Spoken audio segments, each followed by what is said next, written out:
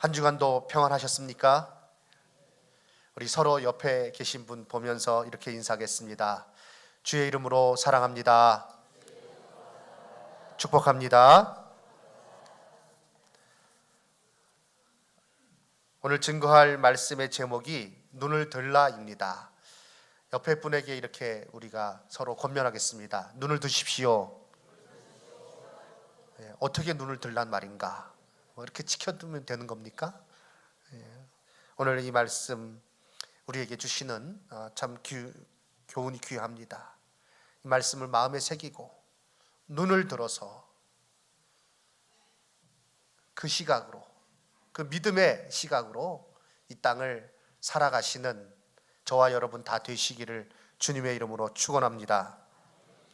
살아감에 있어서 시각을 달리한다는 것 매우 중요합니다. 어떤 견해를 가지고 있느냐, 어떤 시각을 가지고 있느냐에 대해서 그것에 따라서 그 사람의 말과 행동이 달라질 수밖에 없는 것이죠. 자녀 교육에 있어서도 그러합니다.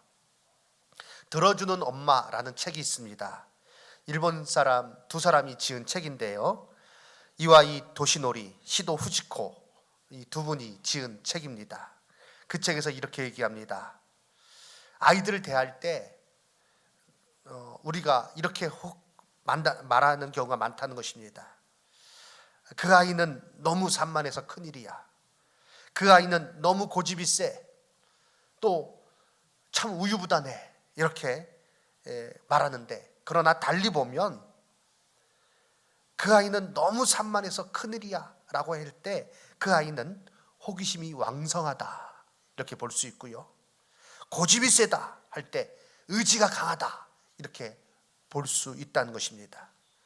또 너무 우유부단하다 했을 때 참 유연성이 뛰어나구나 이렇게 볼 수 있다는 것이죠. 그래서 이처럼 바꾸어서 보면, 시각을 달리해서 보면 그 아이에 대한 말이 달라진다는 것입니다. 너 왜 이렇게 산만하니? 너 왜 이렇게 고집불통이니? 가 아니라 너 참 호기심이 왕성하구나. 주일학교 학생들 중에서도요, 저를 만나면 막 질문을 쏟아내는 어린이가 있습니다. 야, 귀찮아. 너 왜 이렇게 산만하니가 아니라 그 아이를 붙들고, 야, 참 너 호기심이 왕성하구나. 그리고 잘 대답해주면 그 장점이죠. 장점을 잘 살려서 그 아이가 크게 된다는 것입니다. 우리 여기 학생들도 있는데요, 칭찬을 많이 해주시기 바랍니다. 참 보면서 야, 너 참 활기차다. 칭찬 많이 해주고, 예배 시간에 조는 것은 칭찬해 줄 일은 아니지요. 그래서 이렇게 얘기를 해 주어야 됩니다. 신앙인으로 살아간다는 것은 무엇입니까? 그 시각이 이 땅에 머물러 있지 않는 것을 말할 것입니다. 하나님의 자녀인 나는 어떤 생각을 가지고, 어떤 시각을 가지고 이 땅을 살아가고 있습니까?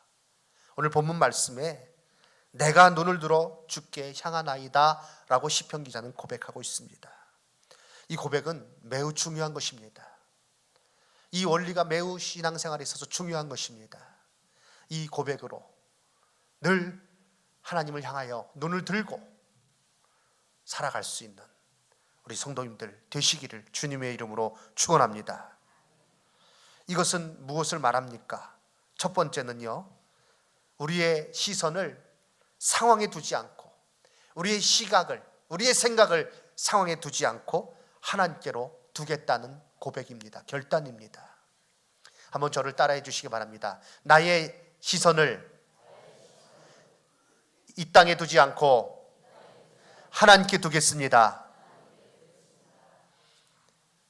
나의 시선을 상황 속에서, 내가 지금 겪고 있는 상황 속에 두지 않고 하나님께 두겠습니다라는 고백입니다. 시편 기자가 이 고백을 하고 있을 때는 어떠한 때입니까? 그가 참으로 어려운 상황 가운데 이 고백을 한 것입니다. 오늘 말씀 3절 4절 보시기 바랍니다. 심한 멸시가 우리에게 넘치나이다. 안일한 자의 조소와 교만한 자의 멸시가 우리 영혼에 넘치나이다. 멸시가 우리에게 넘칩니다. 안일한 자, 이게 아주 잘 나가는 사람을 말하고 있습니다. 그런 사람들의 그 부요로운 사람들의 그 조소가, 그리고 그 교만한 자의 그 멸시가 우리 영혼에 넘칩니다. 그 말을 많이 듣는 거예요. 어려운 상황도 참 우리의 힘들지만 더 어려운 것은 무엇인가 하면요, 그것으로 인하여서 내가 비난받는 일입니다.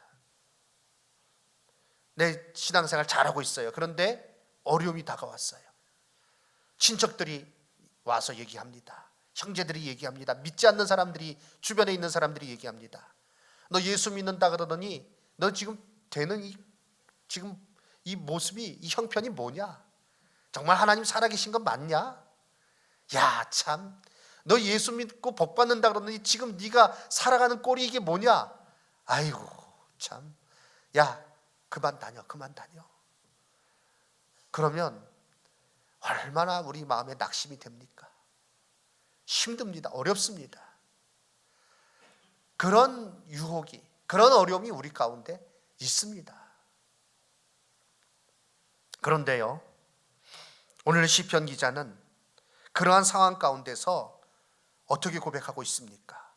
하늘에 계시는 주여, 내가 눈을 들어 주께 향하나이다.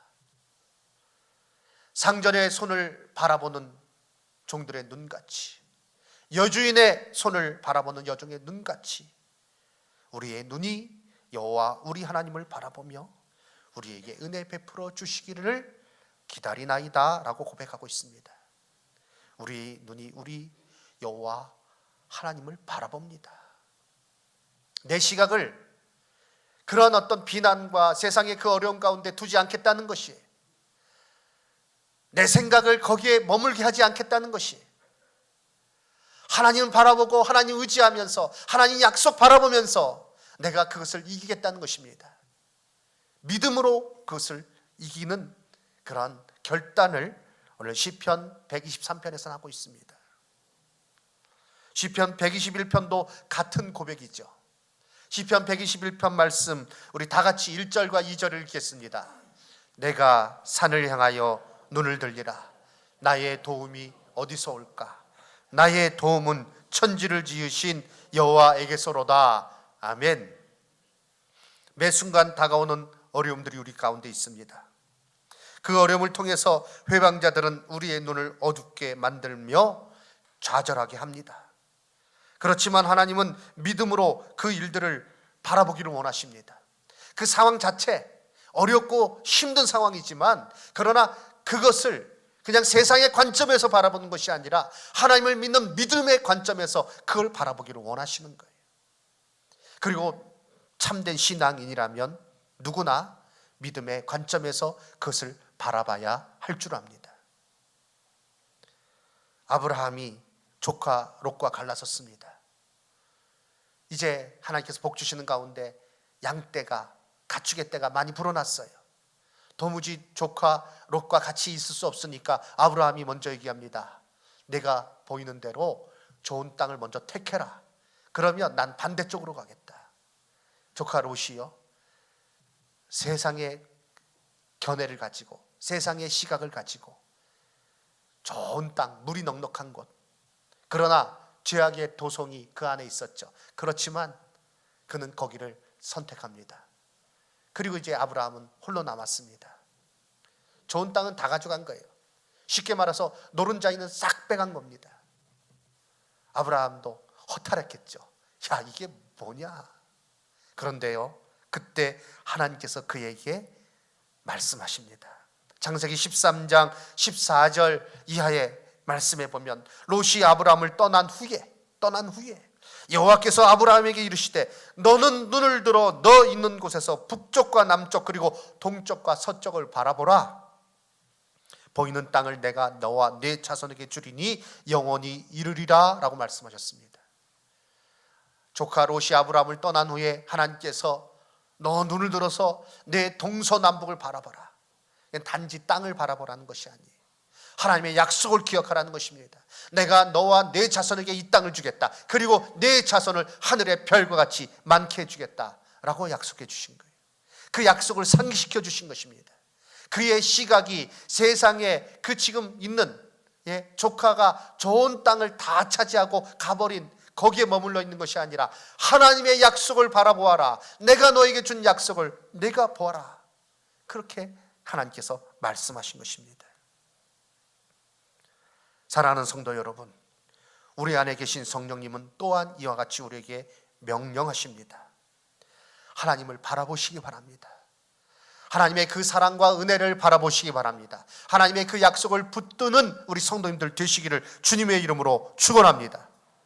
하나님을 더 알고 하나님께 우리의 생각을 고정시키고 믿음으로 우리가 생각하면서 우리의 시각이 믿음 가운데 열려질 때에 우리는 그 어려움으로 인해서 불평하는 것이 아니라 오히려 그 가운데 역사하실 하나님 은혜를 바라보며 인내할 수 있게 되고요, 더 큰 믿음의 사람으로 세워지게 될 줄로 믿습니다. 그리하여서 믿음의 시각이 열리는 가운데 그 어려움으로 인하여서 내게 닥쳐있는 어려움으로 인해서 좌절하는 것이 아니라 믿음의 시각이 열리는 가운데 하나님의 능력을 더욱더 체험할 수 있는 여기 계신 모든 성도님들 되시기 바랍니다. 이것이 오늘 우리에게 주시는 교훈입니다. 두 번째는요, 이제 우리는 하나님을 바라보고 그리고 주위를 바라봐야 되겠습니다. 저를 따라해 주시기 바랍니다. 먼저 하나님을 바라보고 다음에 주위를 바라봅시다. 순서가 중요합니다. 먼저 세상에 내 주위를 바라보면 좌절이요 낙심입니다. 하나님 보이지도 않아요. 그런데 하나님 먼저 바라봐야 돼요. 우리는 항상 이 순서를 기억해야 돼요. 하나님 바라보시기 바랍니다. 그리고 나서 하나님 주신 은혜 가운데 하나님께 주신 생각을 가지고 세상을 바라보시기 바랍니다. 그러면 세상이 달리 보입니다. 내가 해야 될 일이 무엇인지 명확하게 보이는 것이죠. 하나님이 어떤 분인지 먼저 바로 알아야 됩니다. 우리의 눈을 들어 하나님이 어떤 분인지 우리가 먼저 깨닫고 그 능력을 우리에게 주시는 분이심을 깨닫고 그 능력 가운데 우리는 살아가야 하겠습니다. 이사야 선지자는 이사야 40장 26절 이하의 말씀에서 너희는 눈을 높이 들어 누가 이 모든 것을 창조하였나 보라 라고 그렇게 권면하고 있습니다. 그리고 나서 그 40장 26절 이하의 말씀, 27절 이하의 말씀에서 무엇을 말하고 있습니까? 그런 하나님을 바라봐라. 그리고 내 말에서 어찌하여 내 기도는 들어주지 않으십니까? 왜 내 소원은 외면하십니까? 이런 말들을 하지 말아라. 하나님은 천지를 창조하신 하나님이실 뿐 아니라 피곤치 아니하시며 그리고 연약한 우리를 돌보시는 하나님이시다. 소년이라도 장정이라도 펄펄 나는 사람이라도 쓰러질 수밖에 없지만, 그러나 천지를 창조하신 하나님, 나에게 무능한 나에게 힘을 주시고 능력을 주시는 하나님을 바라보는 자는 그 하나님으로부터 나오는 힘을 공급받게 될 것이고 독수리처럼 날아오르게 될 것이고 그는 피곤치 않고 곤비치 않고 이 땅을 살아갈 수 있게 된다. 그것이 선지자 이사야의 권면입니다. 여기 계신 모든 성도님들이 눈을 들어서 하나님 바라보는 가운데 그 능력을 우리에게 공급해 주시는 하나님을 바라보는 가운데 그 은혜로 말미암아 세상의 능력이 아니라 세상에서는 내가 어떤 그 힘을 얻을 수 있는 근거를 찾지 못한다 할지라도 그러나 변함없는 사랑으로 나에게 능력을 공급해 주시는 그 하나님을 바라보고 그 힘을 얻는 가운데 늘 독수리가 날개치며 올라간 같이 비상함 같이 그렇게 살아갈 수 있는 그 힘으로 이길 수 있는 우리 성도님들 다 되시기를 주님의 이름으로 축원합니다. 그러나 그것이 끝은 아니라는 것입니다. 무슨 말씀입니까? 우리는요 그 능력을 받는 이유를 알아야 됩니다. 능력 받아서 어떻게 할 거예요? 너 힘세다 그리고 끝날 것입니까? 아니요. 하나님께서 그 어려움 가운데서 은혜를 베풀어 주시는 이유는 그 은혜를 가지고 또 사용하기를, 하나님께서 나에게 주신 그런 사명들이 다 있어요. 그것에 쓰임 받기를 원하십니다. 우리는 거기까지 나가야 됩니다. 하나님 좋으신 하나님, 나에게 은혜를 베풀어 주신 하나님 감사합니다. 끝이 아니라 그 은혜를 바라고 그 은혜를 공급받는 가운데 힘을 얻었으면 이제 그것을 가지고 그 다음에는요, 세상을 바라봐야 됩니다. 그래서 먼저 하나님을 바라보고 그 눈을 가지고 세상을 바라봐야 할 줄로 믿습니다. 그 하나님의 은혜 가운데 우리가 시각이 변해서 용기를 얻었고 그리고 하나님의 능력을 체험했다면 이제 그 다음에 우리가 해야 될 일은 이 어두운 세상에 빛을 비추는 일입니다. 이사야 60장 1절 이하의 말씀에서 무엇을 말하고 있습니까? 일어나 빛을 발하라. 이는 내 빛이 이르렀고 여호와의 영광이 내 위에 임하였습니다. 4절에서는요, 내 눈을 들어 사방을 보라. 무리가 다 내게 모여오느니라 라고 말씀하고 있습니다. 사방을 보고 하나님의 그 영광의 빛을 비추는 가운데, 그 생명의 빛을 비추는 가운데 사람들을 돌아오게 하는 그 일을, 믿음의 시각을 떠서 그것을 행하도록 우리에게 명령하고 있는 것입니다. 우리는요, 우리의 시각을 하나님께 고정시켜야 됩니다. 우리의 시각이 하나님께 나가야 됩니다. 하나님 주시는 믿음으로 하나님께서 주시는 그 은혜 가운데 우리가 살아가고 있다는 것을 깨달아야 됩니다. 우리의 생각이 변해야 된다는 거죠. 그래서 전에 그 생각을 가지고 바라보면요, 전에는 부러웠던 사람이 이제는 불쌍한 거예요. 전에는 야, 참 저 사람 참 대단하다, 저 사람 참 똑똑하다, 그렇게 생각됐는데 믿음의 시각을 가지고 바라보면 참 아직 알지 못하고 어리석 가운데 있구나, 이렇게 그 사람을 바라보게 되는 거죠. 측은히 여기게 되는 거죠. 무슨 말입니까? 세상적으로는 굉장히 성공했어요. 그래서 부러웠어요. 그런데 믿음의 시각을 가지고 하나님을 향해서 눈을 떠서 바라보니까, 그 은혜를 가지고 그 사람을 바라보니까 돈은 많은데 예수는 믿지 않아요. 그러면 그가 불쌍한 거예요. 전에는 굉장히 똑똑해 보였어요. 그런데 정작 알아야 할 인생의 진리를 알지 못해요. 인생의 본분을 알지 못해요. 하나님이 없다고 말해요. 그러니까 참 알 것을 알지 못하는 불쌍한 인생이구나, 참으로 알 것을 알지 못하는구나 하고 안타깝게 여기게 된다는 것입니다. 우리의 눈을 위로 떠야 되겠습니다. 그리고 우리는 세상을 그 가운데 하나님께서 주시는 마음으로 세상을 바라봐야 되겠습니다. 예수님께서 제자들에게 또한 말씀하셨죠.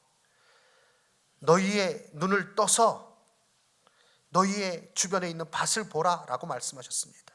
요한복음 4장 35절, 나는 너희에게 이르노니 너희 눈을 들어 밭을 보라. 씌어져 추수하게 되었도다.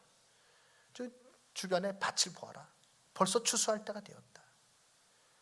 제자들에게 명령하셨던 것입니다. 모든 성도는 하나님께서 이루실 일들을 바라볼 수 있는 자가 되어야 되고, 또 그 가운데서 내게 맡겨주신 일들을 힘써 행하는 자가 되어야 할 줄로 믿습니다. 우리의 눈을 위로 떠야 되겠습니다. 먼저 하나님을 바라보고 세상을 바라보시기 바랍니다. 하나님이 어떤 분이심을 알고 온전한 믿음의 시각으로 이 땅을 살아가며 나에게 맡겨주신 일들을 잘 감당하여서 내가 있는 그곳에서 하나님의 뜻을 이루는 자가 되어야만 하겠습니다. 1976년 사랑의 집짓기 운동, 헤비타트 운동이 시작되었죠. 이 운동은요, 미국의 밀러드 풀러라는 사람을 주축으로 해서 시작된 운동입니다. 자원봉사자들이 집이 없는 사람들을 위해서 사랑의 집을 지어주는 운동이죠. 이 운동은요, 76개국에서 진행되고 있고 이미 전 세계적으로 10만 채가 넘는 주택을 공급했습니다. 우리나라에도 1980년대 헤비타트 운동이 들어와서 많은 그런 사람들에게 집을 주어졌습니다. 그런데 이 밀러드 풀러는요, 어떤 사람이었는가? 미국의 몽고메리 주에 아주 잘 나가는 변호사였습니다. 사업가였습니다. 젊은 나이에 성공을 했어요. 29세 되었을 때 그는 큰 부를 거머쥐었습니다. 그에게 좋은 집이 있었고요. 그리고 최고급 자동차가 있었고요. 호화로운 요트가 있었고요. 그의 수입은 안정적이었습니다. 그는 더 욕심을 냈습니다. 더 많이 벌어야 되겠다. 그러다가 가정과 아내를 돌볼 틈도 없었습니다. 그러던 중에 그는 위기를 맞게 되었습니다. 아내로부터 별거의 통지를 받았어요. 그는 깜짝 놀랐죠. 왜 별거 하자고 하느냐? 그 아내가 영적으로 지혜로운 사람입니다. 당신이 이렇게 사업에 그리고 돈에 눈이 멀어서 가정도 돌보지 않고 이웃도 돌보지 않고 살아가니 내가 그러한 당신과는 계속 살아갈 수 없다. 우리 별거하자. 그리고 이혼하자. 정신이 번쩍 들었습니다. 그는 영적으로 가정적인 위기 또 영적인 위기를 맞게 되자 성공이 돈이나 지위로 측정될 수 없다는 것을 깨닫고 좀 더 의미 있는 삶을 찾게 되었습니다. 그는요 먼저 자기의 재산을 다 팔았습니다. 자기가 살 집만 남겨놓고 다 팔았어요. 그리고 교회와 또 여러 자산단체에 기부를 하고요. 그리고 그의 생애를 온전히 하나님의 그 뜻을 이루는 곳에 드리도록 결심을 했습니다. 그리고 그가 여러 그런 봉사하는 곳을 찾아다니면서 조지아주에서 좀 귀하게 선신하는 그 사역자를 통해서 이 가난한 사람들을 근본적으로 도와줄 수 있는 방법이 무엇일까? 그냥 이렇게 돈 몇 푼 주어주는 것으로 해결되지 않는다는 것을 깨달았어요. 이들에게 집이 필요하구나. 그래서 집을 통해서 그 집을 지어줌으로 안정된 가정을 이루게 되고 그러므로 그의 삶이 잘 정착될 수 있는 것을 깨닫고 그는요 1976년에 아프리카 자이레에서부터 집짓기 사역을 시작했습니다. 그리고 미국에 돌아와서 헤비타트 운동을 본격적으로 시작하게 되었죠. 사진이 준비됐는데 보셨나요? 예, 저기 아프리카에서 한참 활동할 때 그 찍은 사진입니다. 그는요 아내로부터 깨닫고 그 위기 가운데 가정의 위기 가운데 하나님 앞에 나갔어요. 그리고 하나님 향해서 부르짖었어요. 과연 내 이 사업, 내 부 이것이 무슨 의미가 있습니까? 자기는 열심히 산다고 샀는데 다 깨진 거예요. 부인하고 이혼하게 됐어요. 그러니까 그 순간 자기가 돌아보면서 하나님 앞에 기도하고 그는요 하나님 주신 시각을 보고 그 하나님 그를 향하여 눈을 든 것이죠. 하나님께서 그의 생각을 바꿔주신 가운데 다른 것을 향해서 그는 보게 된 것입니다. 그리고 귀한 사역을 감당하게 된 것이죠. 우리가 저로 이 땅에서 그리스도인으로 산다는 것은 바로 그런 것입니다. 사랑하는 성도 여러분, 세상의 시각에 머물러 있고 그리고 세상의 관점에 머물러 있는 것이 아니라 그 가운데 나를 붙들어 주시고 나에게 능력을 주시고 나를 이끌어 주시는, 나를 일으켜 세워 주시는 하나님께 나아가고 하나님 주신 믿음으로 모든 것을 바라볼 수 있는 우리 성도님들 되시기를 주님의 이름으로 축원합니다. 그리고 주위를 바라보면 내가 해야 될 일들을 깨닫게 되는 것이죠. 사실 우리 많은 성도님들이 그와 같은 모습으로 살고 있습니다. 그러나 이 시간은 이 말씀을 통해서 다시 한번 우리의 눈을 하나님께로 향하고 그리하여서 하나님 주시는 사명 가운데 이 땅에서 살아갈 수 있는 우리 성도님들 다 되시기를 주님의 이름으로 축원합니다. 제가 필리핀 단기 선교 갔을 때요, 그 살레스 목사님 교회에 가서 그 현판 보면서 너무 큰 감명을 받았어요. 이 빌딩은 제천 영광교회 성도님들의 헌금으로 세워졌습니다 라고 그렇게 현판이 세워져 있고요. 그런데 또 참 얼마 전에 우리 김기성 장로님으로부터 너무나 귀한 그런 소식을 들었습니다. 장로님께서 마음에 소원이 있으셨대요. 어렸을 때 고향에서 이렇게 자라면서 그 고향 교회를 서울에서 그 사업을 크게 하시는 장로님이 내려오셔서 교양교회를 다 지어주고 그런 가운데 거기서 많은 그런 사람들이 신앙생활하고 또 청년들이 성장하는 거 보면서 나도 크면 하나님께서 나에게 처음으로 물질의 복을 주시면 나도 그와 같은 일들을 해야겠다. 늘 어렸을 때부터, 청년의 때부터 마음의 소원을 품고 오셨다가 좀 귀한 그런 선교 단체를 통해서 아프리카 우간다에 교회를 질 수 있는 그런 어떤 것을 받으셨어요. 그래가지고 장로님 헌금하시고, 그래서 그 교회에 이제 이렇게 헌당했다. 장로님은 같이 못하셨죠. 근데 거기 그 선교회에 목사님이 가셔서 이 동영상을 보내주신 것 제가 받았는데요. 제가 보면서 너무 기쁘더라고요.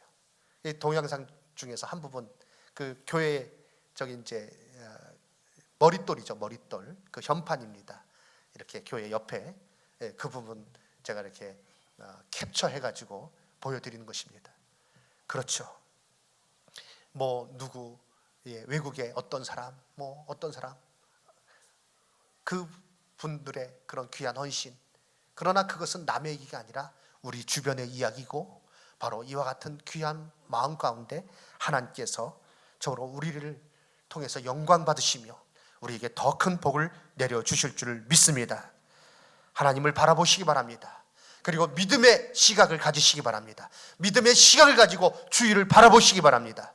하나님의 영광을 위해서 귀하게 쓰임받는 우리 모든 성도님들 다 되시기를 주님의 이름으로 축원합니다. 아멘.